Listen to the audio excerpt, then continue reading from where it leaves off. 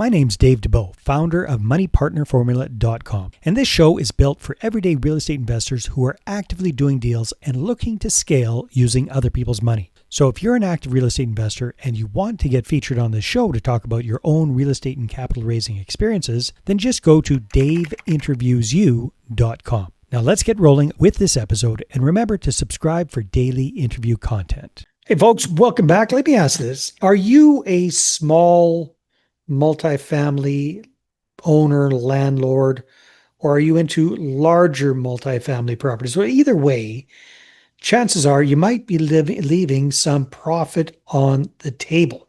There's all sorts of ways to increase the value of properties, and especially when you're into multifamily, the more profitable your property is, the more valuable your property is. And today's special guest is Tiffany Mittal. And Tiffany is doing something really, really unique with her properties, her smaller properties, that some of the big guys have figured out a while ago, but the smaller landlords are having a challenge with. And that is really, really, really turning utilities into a profit center. So Tiffany, welcome to the call. Great to have you. Yeah, thanks for having me on. So Tiffany, give us a little snapshot of what you do as a real estate investor, and then we'll talk about the problem that you have created a solution for other real estate investors. So my husband and I were multifamily investors. We have about 130 units right now. We've been in transitioning our portfolio from San Diego to South Florida. And that's been its own exciting journey. We just had a lot of problems that small investors face when it comes to having any kind of buying power. And so we noticed issues within our own portfolio, which is why I kind of set out to solve some of these issues. And then we realized, hey, this actually creates a lot of value within our portfolio. So we want to kind of help the little guy just the same way we needed help back when. Okay, well, let's zoom out on that and let's explain what the challenges are and how you, first of all, figured that out yourself and how you're starting to help other investors with this. So kind of walk me through where the light bulb went off for you with your own properties. Tell me the story about that. Well, being in Southern California, you can imagine San Diego especially is like the bottom of the barrel when it comes to water supply. So it's really the utilities. The utilities in California and really across many cities in the US are just astronomical. They've gone up, tenfold over the past few years, and it really eats into your NOI and eats into your profits. And so we were trying to figure out, okay, how do we solve this problem? You look at the institutional guys, what are they doing? We had heard of this thing called RUBS, or ratio utility billing, which basically is taking your property from landlord paid utilities to tenant paid utilities. The big guys have been doing it for years, but I called around to all the different service providers and they all said, I'm sorry, you're too small. We're not going to do business with you. And I was just couldn't believe it. So that's like the biggest problem is just size, and utilities are just continuing to go up. Okay, so what I'm hearing you saying is you bought properties and utilities were at a certain price point and that was manageable. You could rent out the properties, you could include the utilities for your tenants, but very, very quickly the price of utilities just went through the roof, and it was kind of tough to pass those on to your tenants, especially in California, because I think it's a very tenant-friendly state. So you're trying to figure out ways to legally and ethically pass on those, lower that utility cost for yourself. You saw that some of the big guys figured out this whole RUBS thing where they were able to, I guess, maybe explain what that means again. RUBS stands for Ratio Utility Billing System. So what does that mean? Yeah. When you do utility billing, you have two ways you can do it. You can either put a sub-meter on your unit, or you can do this mathematical formula that says the number of occupants in your unit plus the size of your unit. The bigger sizes pay more, the more occupants pay more. It's a fancy calculator, but net, you get about the same back as an owner. So if I'm getting the same back, regardless of how I bill, why would I dump a bunch of capital into my properties? The dirty little secret with meters, like, yes, they're as close as you can get to exact usage, but you have meters, you have meter reading systems, you have all these repeaters and boosters, and the batteries all break at different times, and it's a huge capital expense, it's a huge Yeah. maintenance expense. And so, or it's like this no out of pocket mathematical calculator, and net I'm getting the same. So we're going to go with the calculator Yeah. version. Okay. So you came up against a challenge that none of the utility companies wanted to deal with you because you were too small. How did you solve that challenge for yourself first? Well, I really don't like being told no. So I decided to backdoor the system. And so I had gotten into multifamily. My husband had been in it his whole life. When I was in grad school, I was helping my husband with his apartments and realized this is so hard. I don't want to deal with your bed bugs and crazy maintenance issues. So I saw this problem and decided to pivot, and I pivoted and decided to go work for these billing companies and like Ah, backdoor the system to learn everything I could to learn so I could like bring it back, and figured they'd have to take me on by default. okay. So you were in property management. That sucked. You didn't like it. Tenants, toilets, bed bugs, all that kind of stuff. So, You kind of saw this opportunity with the utility billing situation. mhm. They told you no, so you said, screw you, I'll go work for you. Figured out from the inside. And then that's how you got your foot in the door. So how did you convince them? So how did it all start, Tiffany? Like what size of a property did they start with? Or did you convert your whole portfolio? Or tell me a little bit about the story about that. So this was the biggest aha moment for us. So we started with our first 36 unit property. Mhm. My husband was like, "Oh, all my tenants are going to move out and people are going to be bad." I said, "No, no, I've done this for a little while. Everything's going to be fine." And instead of a Because you were flurry of, doing this for the big guys. I had been doing this for the big guys for a while at this Got it. point, about six Got it. months or 8 months or so. And then instead of a flurry of move out requests, we had a flurry of maintenance requests. All the people who weren't telling you that their toilets were leaking and their faucets were leaking, Oh, and because they don't want you in their unit to see their extra pets or their extra tenants or their grow house or whatever. Like they don't want you in their unit. And so yeah. all of a sudden, when they get a bill, the tenants feel accountable for the bill. So then they're like, "Oh, by the way, my toilet's been running for 6 months, or my faucet's been leaking." Like all these things start coming out. And so Wow. that's helping you get, save on consumption.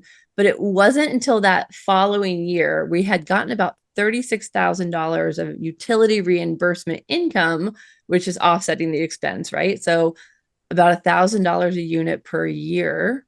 That 36,000 is a direct hit on your NOI. So we went to go Yeah. get the property refinanced. They value the property at $1 million more just for that 36,000 of additional utility reimbursement Wow. income. And that was when the light bulb went off, and because they gave us a cash out refi of 500,000, which we used to buy another property. And then Yeah. we were like, "Oh my gosh, this isn't so much about utilities. This is about forced depreciation. Yeah. This is what can I do across my entire portfolio to cash out refi, use that money to buy new properties, and use this as a mechanism to grow our portfolio." Yeah. And that's when I Smart. was like, "Oh my gosh, no wonder the big guys are doing this." Yeah. Okay. So yeah, it really hit a good thing you started with the 36 unit, not like a duplex. So you could Mhm. kind of see this on scale. Okay, logistical question for me, especially because you were in California doing this, and they're pretty persnickety with landlord tenancy and all that kind of stuff in favor of the tenants, if Yeah. I'm not mistaken. How did you make, like legally, how did you make that switch?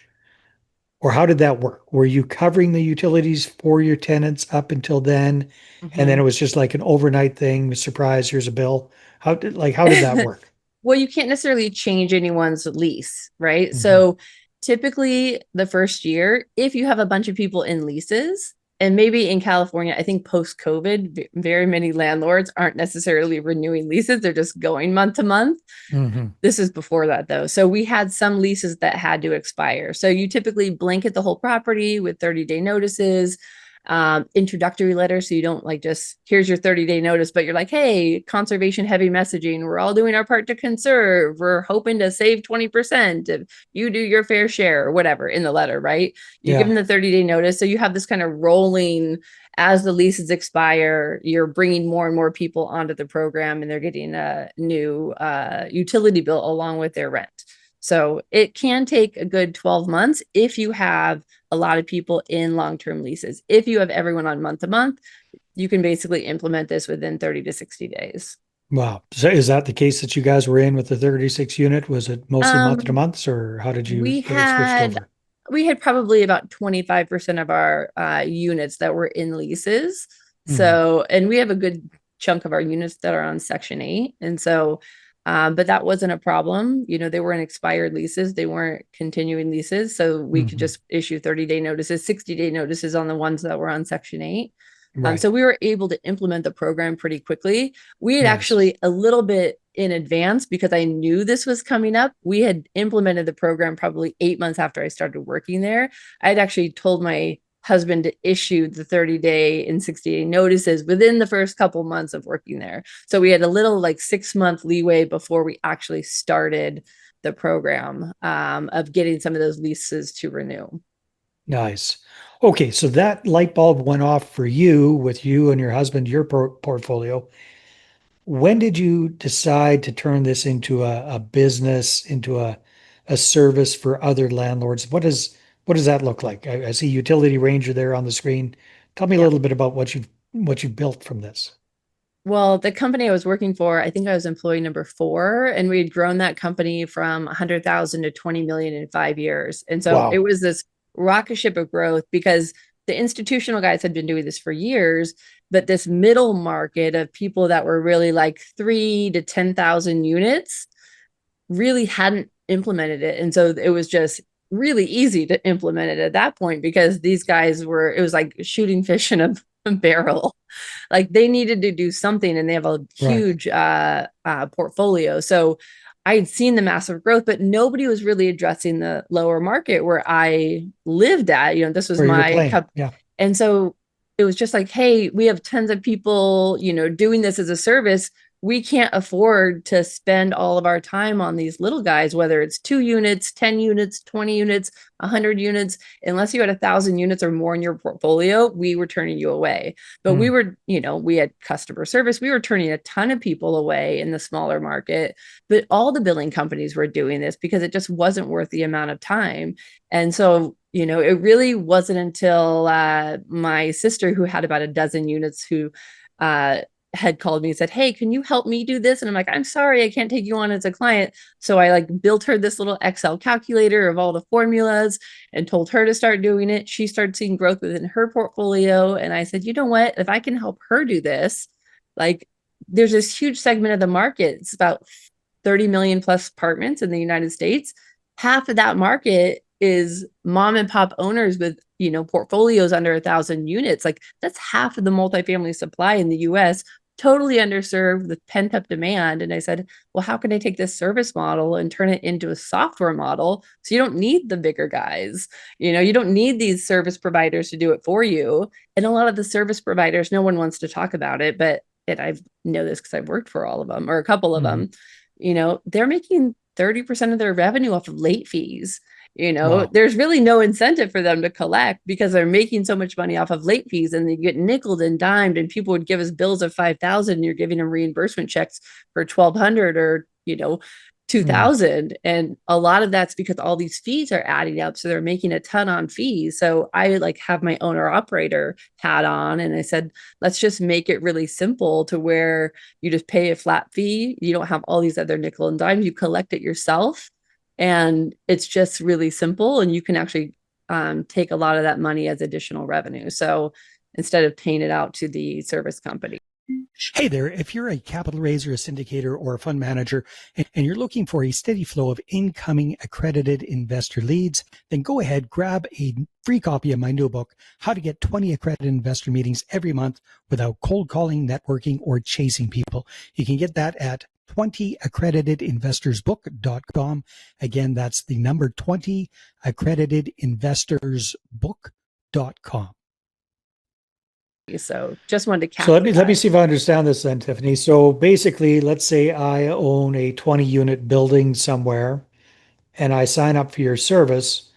I don't necessarily change utility provider or anything. Mm-mm. I plug into your software and it helps me to divvy up my building by unit so that it has the same basically rubs effect that you're talking about, right? Mm-hmm.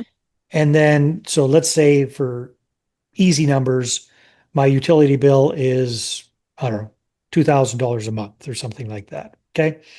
So then I can divide that up amongst the 20 different units and charge them and collect that $2,000 a month myself. Mm-hmm. So my net expense on utilities comes down to pretty close to zero, increasing my net operating income by $2,000 a month, increasing the value of my property by Exponentially. $700,000, whatever it is, right? Am I kind of getting the gist Yeah, there? it's money back in your pocket. So you're basically, our services are like $3 a unit per month, but then that gets passed through to the tenant as an Yeah. admin fee. So our service essentially becomes free. We actually Mhm. allow them to add money on top of it, like to charge $5, like, or $6, whatever the service companies are charging, because essentially they've almost become their own service company Yeah. because they're doing it. So then they can make that additional revenue for themselves on top of it. So you might be taking a little bit of off your bill that you're paying for as an owner if you have some common area usage like landscaping or a pool. Right. But net, you're making almost your whole bill back. You might be able to make some additional money on revenue on the admin fees. And yeah, that's money back in your pocket that you were paying before to these utility companies. I mean, That's it's huge. it's kind of a no-brainer. Yeah, it definitely is. Very, very smart. So this is a software that you've created. Is that correct? Correct. Nice, nice, nice, nice. Well, Tiffany, I think this is a brilliant idea. Hats off to you. Very, very smart. Yeah, I love it. Thank you. I think that's massive value, especially for the little guy. I love that you saw that there was this glaring gap in the market and you figured out a way to bridge that gap and provide an affordable but very, very valuable service. So how long you been running with Utility Ranger and how many units do you have under contract or in the system at this time? I'd say that we launched in 2023. So we've been around about 2 years now in the market, and we have thousands of units. I can't give you the Nice. exact number, but we have thousands of units. We have great strategic partnerships with some of the biggest utility billing companies in the country, if not the biggest utility billing company in the country. Actually partnered with us because they get so many, leads that their sales team doesn't want to pick them up, so they just keep circulating within their CRM system, and so Right. now they're giving us a ton of leads as well. And we've partnered with different property management softwares to integrate our software into theirs as well. So Smart. it's continuing to grow, and nowhere. I mean, we're not going. Trust. We're going. Continuing to Full grow steam. as much as we can, especially with AI. We're actually adding a lot of AI into our platform right now as well. Exciting stuff. Tiffany, if people want to find out more about you and Utility Ranger, where should they go? You can go to utilityranger.com. That's easy. Perfect. Congratulations, Tiffany. And hey, thanks for providing a really good service. I mean, that's like a Shark's Tank type business. That is just so smart. I love it. All the best to you, and thanks for being on the show. Thank you so much.